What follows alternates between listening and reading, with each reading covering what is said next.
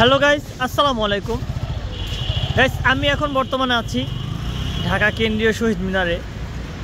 আমরা নাজিরা বাজার থেকে খাওয়া দাওয়া শেষ করে তারপরে এখানে আসলাম শহীদ মিনারে একটু ঘোরাফেরা করার জন্য, একটু চা খাবো এখানে। তারপর আমরা রওনা দিয়ে চলে যাব নারায়ণগঞ্জ।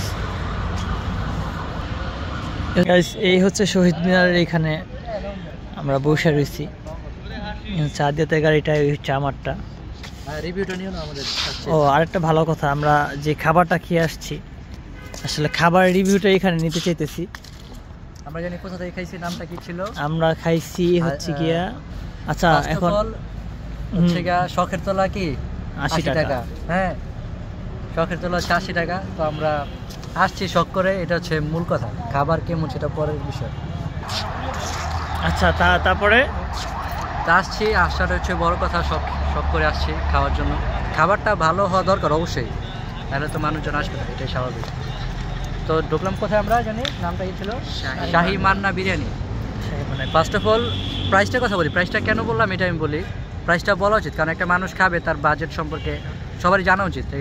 এটা এত টাকার ভিতরে পারফেক্ট কিনা আমার জানা উচিত। খাবারটা যদি আমি পয়েন্ট রেটিং করি 10-এ ধরে আমি 6। প্রাইস ছিল 300 টাকা।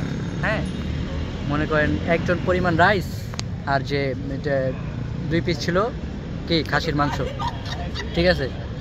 তো এটা তোমার অতটা অর্থিত না, মানে আমার কাছে 10-এ 6 দিছি। আমার ক্ষুধা ছিল এই জন্য মোটামুটি চলে।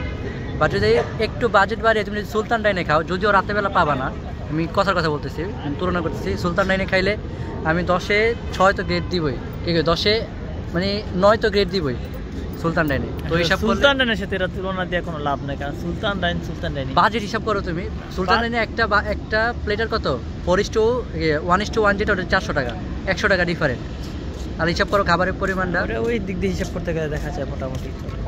যেহেতু শৈশব তার মূল্যবান মতামত জানাইছে, এখন আমি আচ্ছা বলি। অবশেষে খাবারটা আলহামদুলিল্লাহ যথেষ্ট ছিল। আলহামদুলিল্লাহ, আমিও আগেই বলছি আলহামদুলিল্লাহ। এখন আমার মিতা হাসান, আমি হাসান ভাইয়ের কাছ থেকে জানতে চাই যে আসলে ওনার কাছে কেমন লাগছে খাবার। হাসান ভাই, যদি খাবারের কথা যদি বলতে চাই, তাহলে এত দূরে জার্নি করে আসা, জার্নির পরে যদি এরকম একটা খাবার পাই, এটা আসলে আনএক্সপেক্টেড ছিল। আর হচ্ছে সবচেয়ে বড় যে জিনিসটা হচ্ছে খাবারটা, সাপোজ যে কোনো সময় যত রাইতি হোক, এখানে হচ্ছে তাদের একদম একটা ক্রাউডেড প্লেস। তো এরকম জায়গায় সবসময় সচরাচর মানে আনলিমিটেড খাবার অলওয়েজ তৈরি থাকে।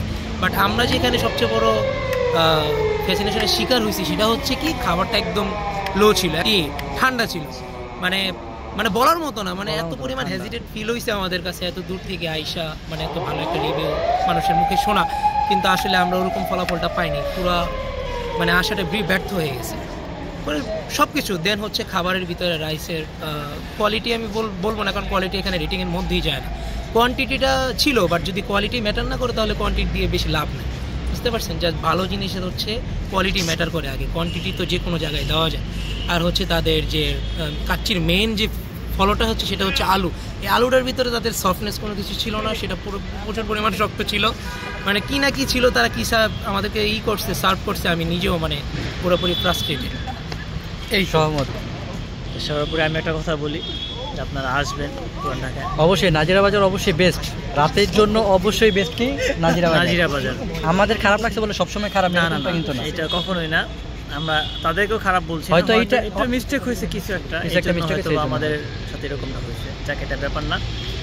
আর ইনশাল্লাহ আপনাদের দাওয়াত রইল, একদিন আপনাদের সাথে আসবো। আমরা কার সাথে আসবো জানি না, হুট করে ফোন দিতে পারি যে আপনি চলে আসেন। আর ভিডিও বেশি বড় করছি না। ভালো থাকবেন, সুস্থ থাকবেন, নিজে ভালো থাকবেন এবং সবাইকে ভালো রাখবেন, এই কামনা করে আপনাদের কাছ থেকে বিদায় নিয়ে চলে যাচ্ছি। ওয়া আখির দাওয়ানা আলহামদুলিল্লাহি রাব্বিল আলামিন। আসসালামু আলাইকুম ওয়া রাহমাতুল্লাহি ওয়া বারাকাতুহু।